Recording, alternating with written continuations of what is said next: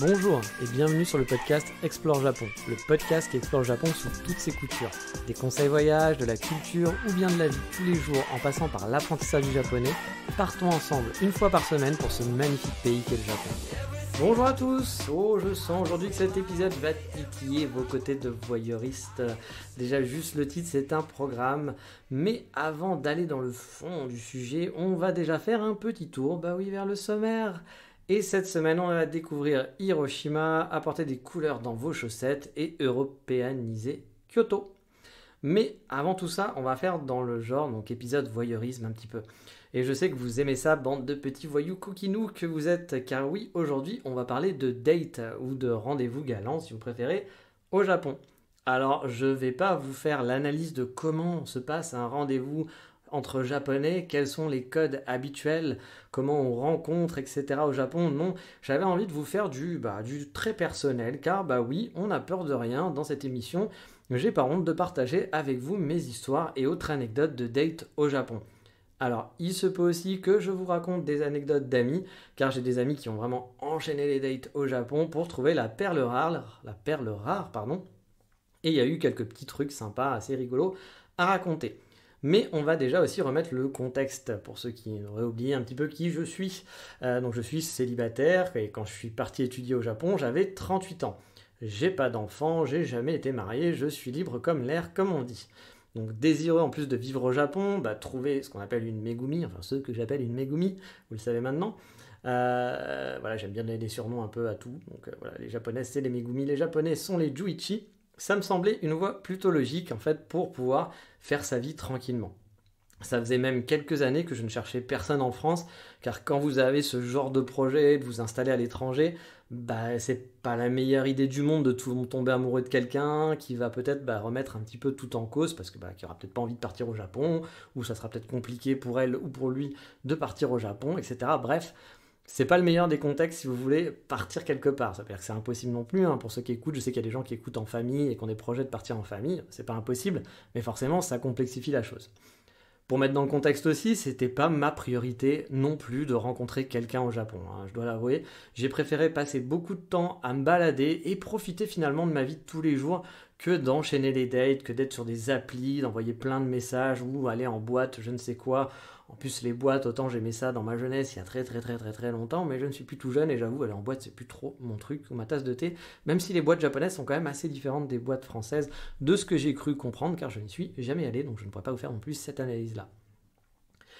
Et du coup, j'étais pas du tout dans un mode recherche ou un mode chasseur, on va dire, un mode de attention, je cherche ma Megumi. J'étais pas du tout là-dessus. Bon, par contre, je vais aussi être honnête, je me suis inscrit quand même sur quelques apps de rencontres. Pour la faire de courte, c'était principalement Tinder et une autre appli de rencontre en japonais, j'ai oublié le nom en plus. Cette fois, en fait, Tinder, moi j'aime pas trop en France. Là, je trouvais ça plutôt sympa parce qu'il y a. Alors, l'appli Tinder, je trouve au Japon est un peu différente dans la façon dont les gens vont discuter ou autre. Et l'autre application sur laquelle j'étais, donc l'application on va dire japonaise, moi ce que j'aimais un petit peu plus, c'est que c'était aussi pas l'usine. Il y a un profil, il y a des caractéristiques, comme d'habitude. Alors que Tinder, on va dire, on s'en fout. Tinder, on regarde les photos, on swipe, on dit 3 mots, on doit se voir, on doit se voir tout de suite. Faut pas discuter parce que si on discute plus de 4 mots, mon Dieu, c'est affreux. Donc il faut vite aller boire un verre, vite, faut les enchaîner. Moi, j'avoue que c'est un truc qui me saoule assez rapidement, ce côté rencontre usine. Moi, j'appelle ça de la rencontre usine. C'est pas du tout mon truc. Moi, je préfère prendre mon temps. J'ai pas envie de rencontrer la terre entière. Ça me gave assez rapidement. Même si, comme je vous le disais. Je trouve que la version Tinder Japon et la version française, qui est exactement la même en termes d'application, sont quand même un petit peu différents, je trouve. Je trouve que les japonaises prennent un peu plus le temps à la discussion et ils sont pas forcément dans la frénésie comme en France, comme je vous le disais, où il faut absolument se rencontrer rapidement, quoi. Faut enchaîner, faut boire un verre, faut vite passer au suivant parce que celui-là il m'a pas plu, etc. Au Japon, on va prendre un peu plus de temps de se connaître, je pense, avant de se rencontrer. Il y a peut-être ce côté timide, le côté aussi j'ai du mal en anglais, etc. qui joue, sûrement. Mais j'ai l'impression qu'il y a un petit peu plus de discussion. Sachant qu'il y en a pas mal aussi qui sont sur Tinder juste pour discuter et se faire des amis aussi sans aucune arrière-pensée. Alors que quand vous allez sur Tinder en France, me dites pas qu'il y a quelqu'un qui est sur Tinder pour se faire des amis. Voilà. Genre même les filles qui vont dire j'aime rencontrer, je veux rencontrer l'homme de ma vie, etc. Bon, Tinder, les 3 quarts du temps, on sait comment ça se passe, on sait ce que c'est. Donc il y a sûrement des gens qui sont là pour plus de sérieux ou même juste pour l'amitié, mais je pense que c'est quand même très très rare. Voilà. Alors qu'au Japon, j'ai trouvé qu'il y avait quand même une différence. En tout cas, dans les interactions que j'ai eues, j'ai trouvé qu'il y avait quand même une différence par rapport aux interactions avec la France où c'est vraiment beaucoup plus. C'est l'usine, faut enchaîner, faut vite voir, etc. Comme je vous le disais. Moi, finalement, avec l'école, parce que l'école me prenait quand même beaucoup de temps, les cours et préparer, et plus l'exploration, parce que j'adorais explorer, j'adorais me balader, j'avoue, j'ai pas beaucoup pratiqué, contrairement à certains potes que j'avais qui échangeaient beaucoup via des apps, alors pas forcément Tinder par contre, mais avec des apps qui échangeaient et qui essayaient de rencontrer des japonaises, ou qui chaque week-end essayaient une nouvelle rencontre et essayaient de trouver la bonne personne. Moi, j'avoue, j'ai pas fait beaucoup l'effort, j'ai pas pris le temps pour ça. Autre précision, personnellement, j'ai rien du tout contre ce qu'on appelle les plans cul, mais c'est pas forcément non plus ce que je recherchais. Mon but c'était vraiment de trouver une fille qui me plaise et à qui je plais forcément, et avec qui on peut partager beaucoup de choses, de points communs, et essayer de trouver la bonne personne en quelque sorte.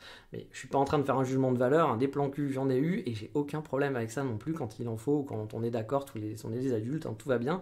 Mais j'avoue que c'était pas trop ma recherche sur place, et j'étais pas dans le mode ah, il faut que je me fasse plein de megumi, en gros, pour être vulgaire. C'était pas du tout le but. Je sais qu'il y en a, c'est un petit peu aussi leur but quand ils vont au Japon. Encore une fois, je ne critique pas. Il y a des japonaises, moi je connais des japonaises qui ont des classements et qui notent je me suis fait un français, je me suis fait un américain, je me suis fait un jamaïcain, je me suis fait un anglais. C'est véridique, hein. J'ai déjà rencontré des japonaises qui étaient comme ça et qui, avec leurs copines, se faisaient des petits classements de qui elles se sont fait. Donc, c'est pas une histoire de nationalité ou quoi que ce soit, hein, mais voilà, moi c'était pas du tout mon délire, j'étais pas du tout là-dedans. Moi j'étais plus à me dire, j'ai envie de trouver la bonne personne.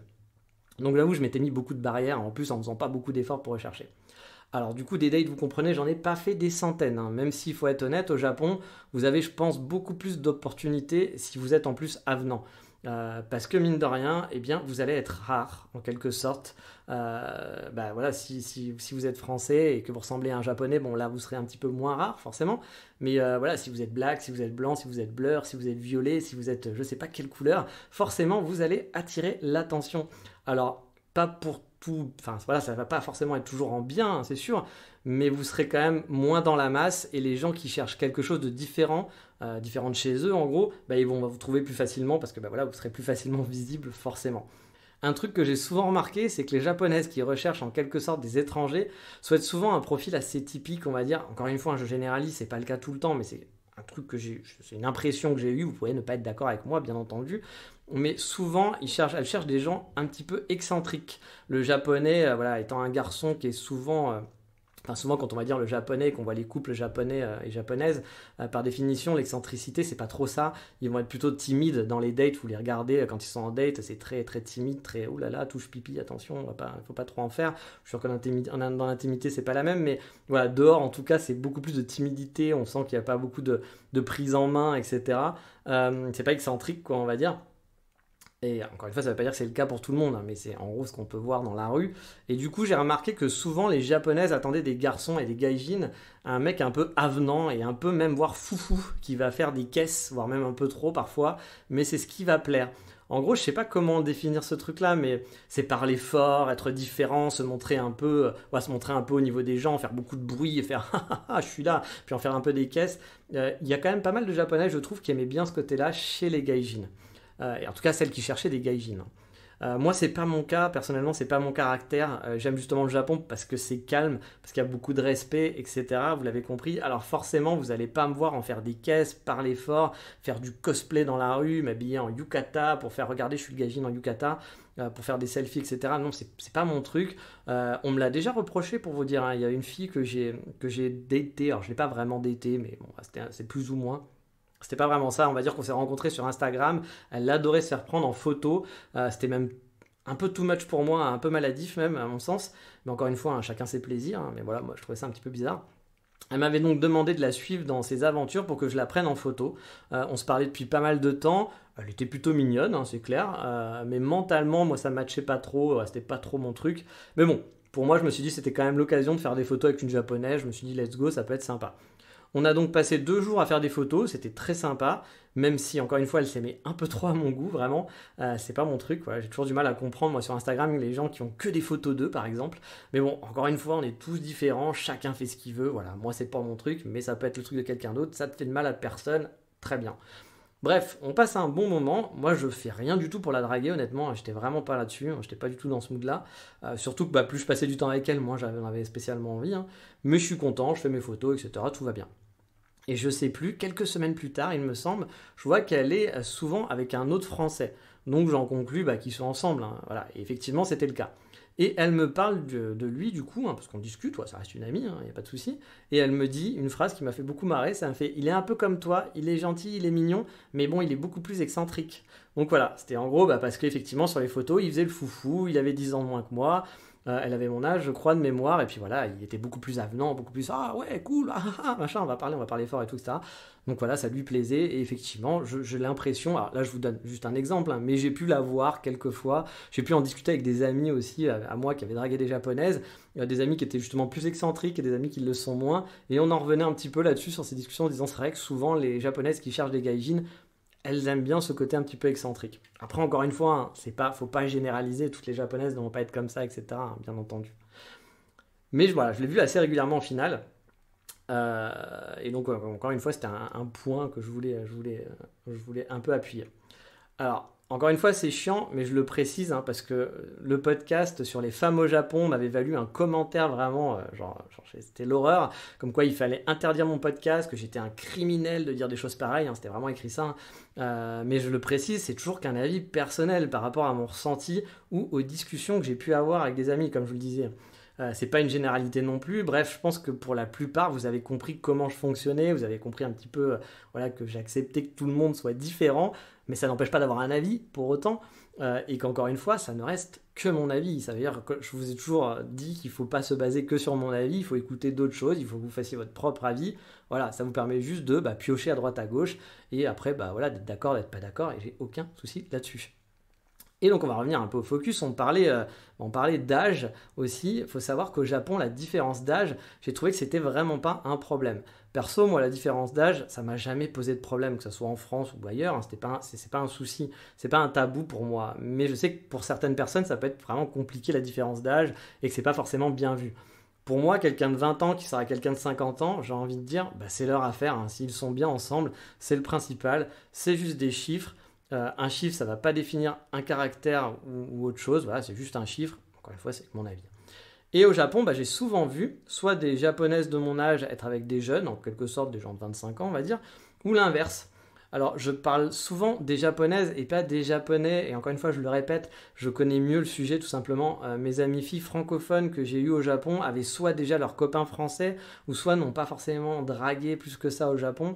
Et je pense que c'est peut-être plus difficile pour une fille de se faire draguer, car encore une fois, le garçon japonais, parfois, encore une fois, on généralise, hein, est plus gauche, on va dire, et va moins aller en frontal pour draguer. Ça ne veut pas dire que vous n'allez pas avoir des japonais qui vont draguer en frontal, hein, j'en ai déjà vu, etc.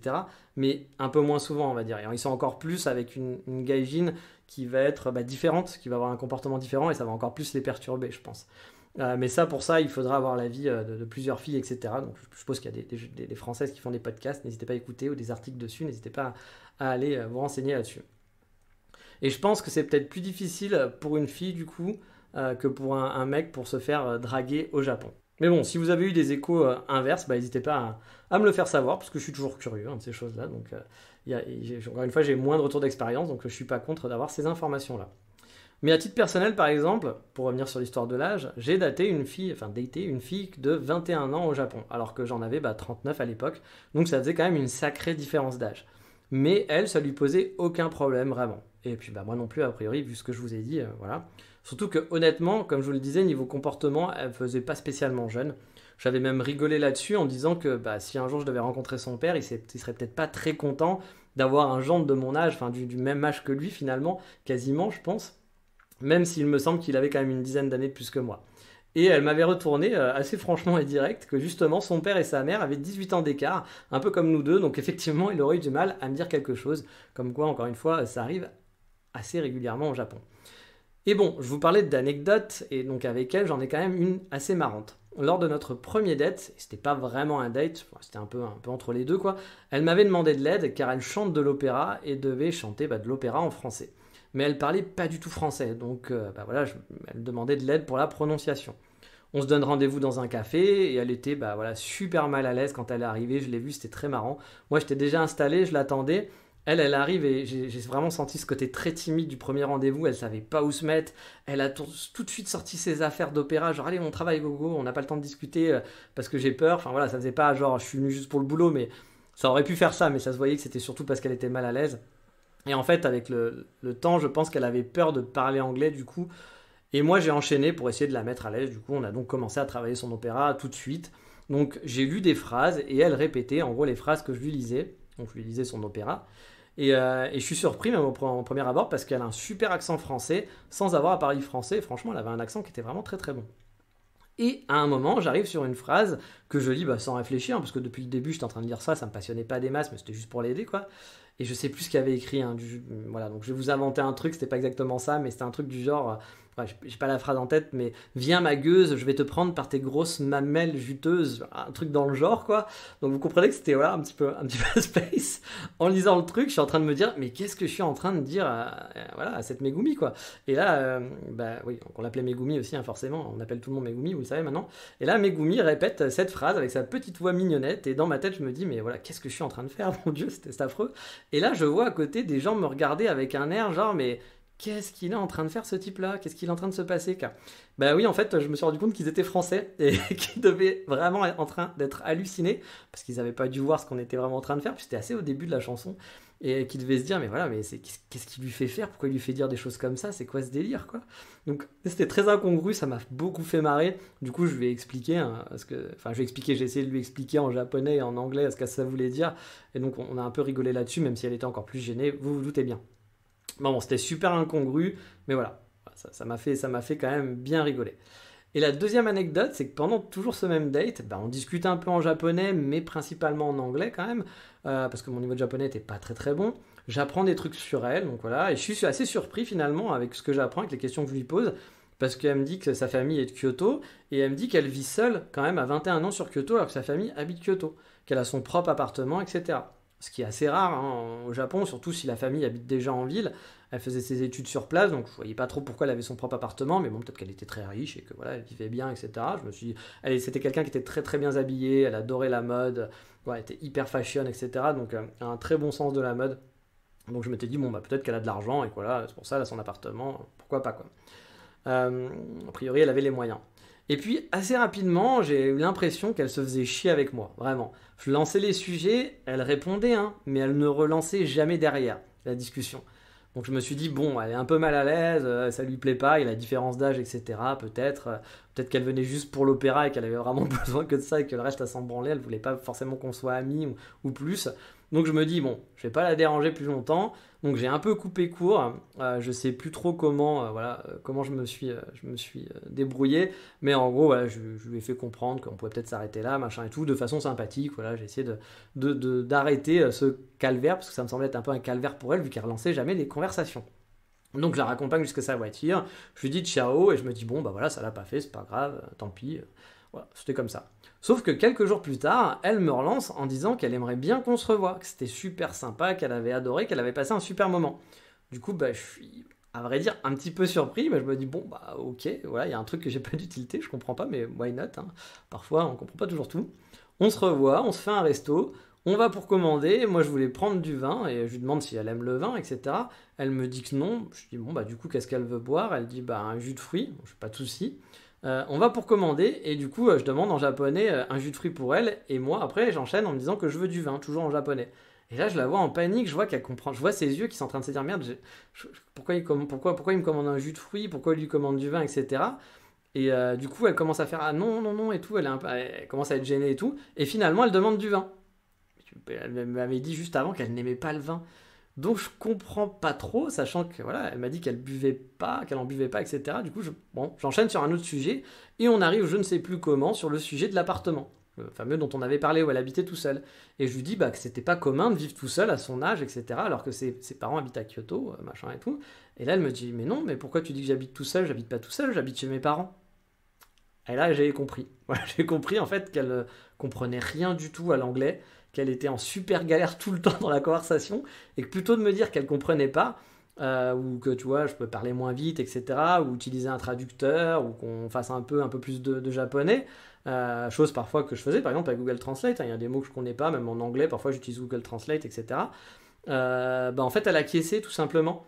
mais sans comprendre. Donc en fait, j'ai dû faire des heures de conversation avec elle alors qu'elle comprenait rien du tout.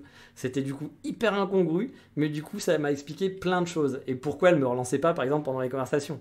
Et que j'avais l'impression qu'elle se faisait chier alors qu'en fait, elle voulait qu'on se revoie, mais c'est juste elle comprenait rien et que c'était très difficile pour elle de parler.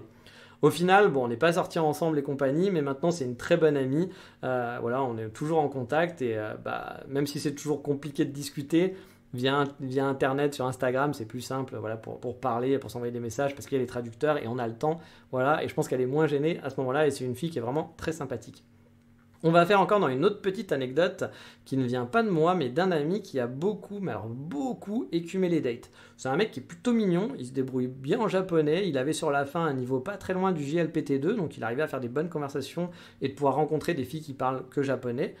Il a écumé beaucoup les apps de rencontres et il a fait beaucoup de dates et beaucoup des apps 100% japonaises. Alors c'était vraiment pas un mec qui cherchait le coup d'un soir, alors pas du tout. Il voulait trouver la bonne personne. Parce qu'en plus, il est croyant, il est chrétien, donc pour lui, c'est pas facile, il veut pas coucher avant le mariage. Il l'a déjà fait avant, etc. Je vous passe les détails. Mais là, en tout cas, maintenant, il s'est donné cette règle-là. Et trouver une chrétienne qui veut pas coucher avant le mariage, au Japon, forcément, c'est un peu compliqué. Et il a quand même enchaîné les dates. Franchement, il en a fait vraiment beaucoup. Souvent, il n'avait pas le feeling, ou soit il manquait un truc, etc. Ça ne matchait pas parfaitement. Je vous passe les détails, voilà, c'est sa vie privée. Ou alors parfois, c'était parce que voilà, le côté chrétien posait un problème. Mais il a aussi fait un truc dont je voulais vous parler et qui m'avait bien fait marrer, que j'avais failli faire avec lui une deuxième fois. Il m'avait dit, si tu veux, on ira ensemble, parce que je trouvais ça rigolo à faire, mais finalement, on n'a pas eu l'occasion. Il est allé dans une rencontre organisée entre japonaises et gaijin.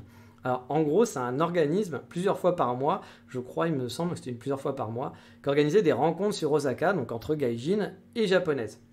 À savoir, le truc qui était assez drôle, c'est que les rôles étaient changés par rapport à ce qu'on peut vivre en France. Je veux dire, en France, ça va être gratuit pour les filles, quoi qu'il arrive partout, et payant pour les garçons. Voilà, c'est la règle dans les trucs de drague, les discothèques, je sais pas quoi, c'est souvent comme ça. C'est le classique, quoi. Là, c'est l'offre de la demande, voilà, etc. C'est toujours comme ça. Mais là-bas, c'était l'inverse. C'était en gros gratuit pour les gaijins étrangers, mais par contre, la japonaise devait payer une bonne somme d'argent pour participer. Et l'autre truc encore plus incongru, c'est que les Japonais pouvaient aussi venir. Mais là, c'était payant pour eux, même si c'était un garçon, et c'était vraiment pas donné de mémoire. Il m'avait dit les prix, je sais plus, mais je m'étais dit, ah oui, il va pas y en avoir beaucoup des Japonais qui vont venir pour ça, quoi. Donc il y avait principalement, voire uniquement, que des gaijins, donc des étrangers côté garçon, j'entends. Il est donc allé un jour tout seul comme un grand, et il m'a raconté comment ça s'est passé. Alors en gros, c'est un genre de speed dating classique, donc je ne vais pas vous expliquer comment marche un speed dating, mais avec quelques toutes petites différences. Enfin, je pense que je n'ai jamais fait de speed dating en France non plus, donc c'est l'image que j'en ai. Lui, il avait moins de 30 ans, et la japonaise, peut-être la plus jeune de la salle, devait avoir 35 ans. Le reste avait soit 40, soit 50 ans, donc c'était vraiment pas pour les jeunes finalement, même s'il y avait beaucoup de garçons jeunes, les filles, c'était quand même des filles qui étaient quand même beaucoup plus âgées. Il m'a dit que la plupart étaient assez mignonnes et avec de bonnes situations, souvent financières, j'entends. Faut pas oublier que c'était payant, donc voilà, la japonaise qui venait, elle avait quand même un petit peu les moyens et a priori, elle voulait pas un japonais, elle voulait sortir avec un gaijin. Il a donc fait son speed dating avec toutes les filles, et à la fin, il y a un genre de temps libre, on va dire, où tout le monde, donc on passe, voilà, vous avez 1 ou 2 minutes, je sais pas, par table, et après, il y a un genre de temps libre où tout le monde peut parler avec tout le monde. Donc vous pouvez parler avec les autres garçons si vous voulez, vous pouvez parler avec toutes les filles ou les filles qui vous ont le plus intéressé, et du coup, vous n'êtes peut-être pas en one-on-one, peut-être avoir 15 mecs autour de la même fille, ce qui était un petit peu le cas, parce que vous disiez que la fille qui avait 35 ans, qui était en plus la plus mignonne, de ce qu'il me disait, forcément, elle avait une ruche autour d'elle avec tous les garçons qui avaient plutôt la vingtaine, etc., qui s'étaient intéressés plus à la fille de 35 ans qu'à celle de 50, étrangement. Donc vous avez X minutes pour discuter, et donc ensuite les filles et les garçons doivent en fait vous discuter en librement, et après les filles vont devoir faire un choix et dire mon numéro préféré c'est le numéro 4, et les filles font ça et les garçons font ça aussi. Vous donnez un numéro, la personne que vous avez le plus kiffé pendant ce speed dating. À la fin, tout le monde est réuni dans la même pièce, sont assis autour d'une table en gros, et les organisateurs vont appeler chaque fille qui va annoncer son numéro favori. Si son numéro favori a lui aussi voté pour elle, elle repart avec. Donc ils vont repartir tous les deux direct, un peu comme une télé-réalité quoi. Et s'il a voté pour une autre fille, si par exemple Megumi a voté pour le 4 mais que le numéro 4 il n'a pas voté pour elle, elle s'en va, elle repart toute seule, et puis voilà, elle doit partir, elle dit au revoir à tout le monde et elle s'en va. Et donc ainsi de suite, toutes les Megumi vont passer les unes après les autres. jusqu'à ce qu'il n'y ait plus de filles. Et les garçons restants doivent attendre une bonne demi-heure à l'intérieur pour ne pas croiser les filles en gros, pour pas qu'il y ait de problème, je pense, voilà, derrière, qu'il n'y ait pas genre de harcèlement ou je ne sais pas quoi. Et donc c'était très marrant parce que vraiment, si vous aviez tiré le bon numéro, et ben vous partiez avec cette fille-là. Puis si vous aviez voté pour la numéro 4 et qu'elle n'avait pas voté pour vous, vous saviez que vous aviez à attendre pendant 35 minutes que tout le monde passe et attendre pour rien, quoi. Donc voilà, c'était un petit peu étrange comme truc, mais c'est comme ça que ça se passe. Peut-être que ça se passe comme ça aussi en France, je ne sais pas, mais j'avais trouvé ça assez rigolo et assez spécial. Mais je m'étais dit pourquoi pas, ça peut être assez marrant à faire. Je m'attendais pas à grand chose, mais j'aurais bien aimé juste pour tester, pour voir comment c'était. Puis c'était gratuit, donc voilà, pourquoi pas. Puis c'était il m'avait dit que c'était dans un très bel immeuble à Osaka, dans un très beau salon, dernier étage avec une vue de ouf dans une tour. Donc c'est vrai que je me suis dit ouais, ça peut être un bon moment à passer, quoi. Mais voilà, et du coup il m'avait dit qu'il avait trouvé quand même ça assez étrange, cette façon de faire. Surtout que voilà, à la fin du match, en quelque sorte, enfin, voilà, imaginez, Megumi, elle arrive, elle dit j'ai choisi le numéro 8 et l'organiste lui répond le numéro 8, t'as pas choisi, au revoir. Donc elle devait partir comme ça, comme une gueuse.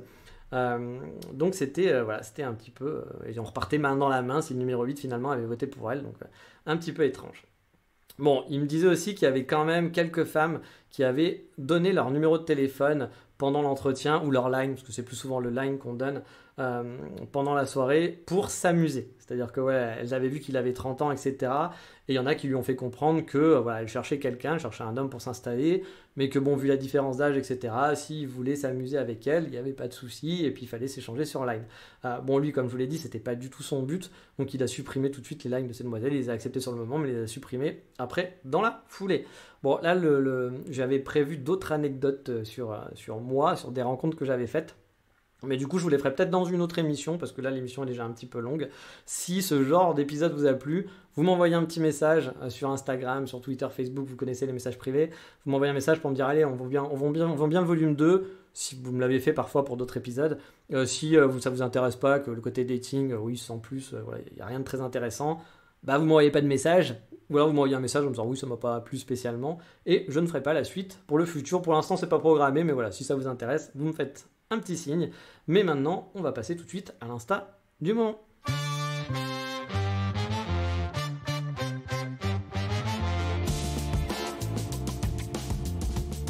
Et cette semaine, dans l'insta du jour, enfin de la semaine, on va partir pour Hiroshima avec le compte Get Hiroshima. C'est un magazine de la ville en quelque sorte, un genre de city guide on va dire, qui va vous expliquer les choses à faire sur Hiroshima et sa région en ce moment. Donc il y a des événements, etc., des lieux à découvrir. Et ils ont un compte Instagram où ils postent régulièrement les events dont ils vont parler. Il y a des jolies photos, des découvertes de la région. Bref, si vous aimez Hiroshima ou si vous êtes curieux de la ville et de la région, je vous invite à passer sur leur compte Instagram. Moi que je suis perso avec un grand plaisir, c'est Get Hiroshima. Ça peut vous donner des idées balades ou des idées voyages si vous retournez dans la région. Mais encore une fois, on va essayer de faire un petit peu vite. On va passer à la rubrique Voldemort.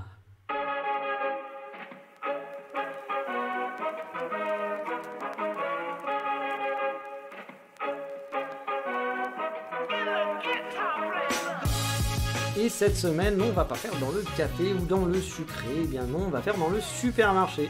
Bah pourquoi pas, voilà. Je vais vous parler d'un endroit qui fera plaisir à votre côté franchouillard. Il s'agit du Media Store à Kyoto, donc qui est à Sanjo, dans le quartier de Sanjo. C'est un supermarché qui est un petit peu spécial dans le sens où vous pouvez trouver des produits étrangers.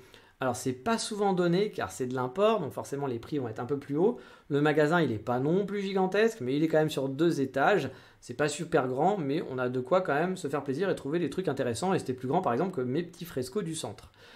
Et on peut par exemple trouver des vins français ou même étrangers, du saucisson, bah oui, ça fait plaisir, ou du jambon de Parme, ou bien vous savez le Mont d'Or, le fromage dans sa petite cagette qu'on fait réchauffer au four et qu'on trempe dedans des pommes de terre. Voilà, ça c'est un kiff. Vous êtes au Japon, vous voyez un Mont d'Or, vous vous dites oh putain, mais bon, il n'est pas donné le Mont d'Or. J'ai plus les prix en tête, mais c'était vraiment pas donné. Donc voilà, on le fait mais avec très parcimonie, où c'est genre vraiment pour son anniversaire, pour se faire plaisir quoi. Mais honnêtement, quand on est au Japon depuis un moment et qu'on tombe sur ce magasin, c'est quand même l'extase. Parce que même si on mange très bien au Japon, mine de rien, il y a plein de trucs qu'on aime bien, de la bouffe française et qui nous manquent. Et on est content de pouvoir se faire un petit repas sympa. On va trouver aussi par exemple quelques gâteaux francophones. Je me rappelle avoir vu des palais bretons ou des petits lus. Bref, vous l'avez compris, il y a un peu de tout et ça fait plaisir. Alors, c'est pas le seul magasin comme ça à Kyoto, et puis vous en trouverez aussi dans les autres villes, hein. Mais vu qu'il est assez central, j'avoue que j'y suis allé quand même 2-3 fois avec mon binôme pour se faire plaisir et se faire une bonne raclette, par exemple. Bah oui, la raclette du Nouvel An, c'est un bon souvenir pour moi. Et manger une raclette de temps en temps, ça fait pas de mal. Et puis la raclette au restaurant, moi je trouve ça sympa, mais quand on vous met juste 2 tranches de fromage, pour moi une raclette c'est 250 tranches de fromage et après on peut plus se lever de sa chaise, hein. Sinon c'est pas une raclette. Bref, si vous êtes en manque de produits un peu régionaux de votre pays, ce genre de magasin, ça fait pas de mal de temps en temps, mais encore une fois, avec parcimonie, parce que les prix peuvent piquer pas mal, hein. Mais bon, c'est normal, c'est de l'import, donc c'est normal que ça coûte cher. Je vous mettrai l'adresse et quelques photos de raclette, bah oui forcément, sur le Patreon de l'émission, mais maintenant, passons au fameux coup de cœur de la semaine.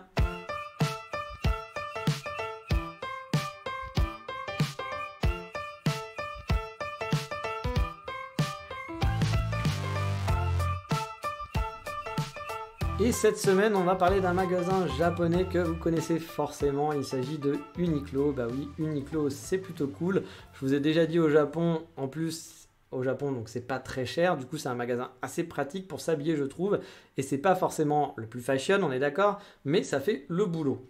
Mais là, je vais vous parler d'un truc que je kiffe vraiment particulièrement chez eux. Alors, il y avait aussi le coup du au Japon.